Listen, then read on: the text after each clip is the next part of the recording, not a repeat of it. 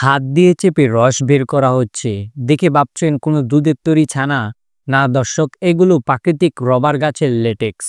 চীনের ইউনান প্রদেশের সবথেকে বড় রেনফরেস্ট রাবার বাগান থেকে এখানকার মানুষ এভাবে লেটেক্স সংগ্রহ করে কেজি দরে বিক্রি করা হয় হানসুন রাবার কোম্পানির কাছে।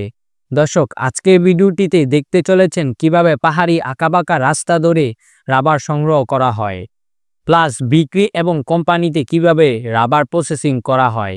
এই সব কিছুই থাকবে, তাই ভিডিওটি না টেনে সম্পূর্ণ দেখুন। চীনের ইউনিয়ন প্রদেশের মুলা কাউন্টের উচ্চমণ্ডলের রেনফরেস্ট দেশের সবথেকে বড় রাবার বনাঞ্চল বিস্তৃত। এটি শুধু চীনের প্রধান রাবার উৎপাদনের কেন্দ্রীয় নয়, বরং স্থানীয় মানুষের আয়ের প্রধান উৎস। ইদারিং বন্য হাতির উপদ্রবে গত 3 দিন ধরে রাবার সংগ্রহ করতে পারেনি গ্রামবাসীরা। সবুজ বনাঞ্চলে মাঝখান দিয়ে ছুটে চলছে এই মহিলার স্কুটি। উদ্দেশ্য 3 দিন পর রাবার সংগ্রহ করতে যাবে। প্রথম চাক্কু দিয়ে রাবার গাছগুলো লাইন মতো কাটা হচ্ছে। কাটার সাথে সাথে দেখছেন দুধের মতো পদার্থ বের হচ্ছে। এগুলো মূলত লেটেক্স গাছের গাবে নতুন রাবারের তরল বের হচ্ছে। এটা আধুনিক শিল্প ও প্রতিরক্ষার রক্তদাতা। দর্শক, এই রাবার বনামগুলো জাতির কৌশলগত সম্পদ হিসাবে বিবেচিত এবং শিল্প ও প্রতিরক্ষা গাটের ব্যাপকভাবে ব্যবহার হয়।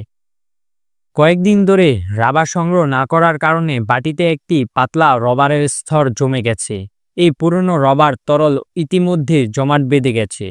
তাই এই গ্রামবাসী জমাট লেটেক্স থেকে হাত দিয়ে চেপে পানি ফেলে তা সংগ্রহ করছে। যদি সময় মতো লেটেক্স সংগ্রহ করা না হয় তাহলে ধীরে ধীরে এইভাবে জমে যায়, আর এই জমাট লেটেক্স থেকে দ্বিতীয় মানের রবার তৈরি হয়। অর্থাৎ লেটেক্স জমে গেলে এর দাম এবং মান কমে যায়।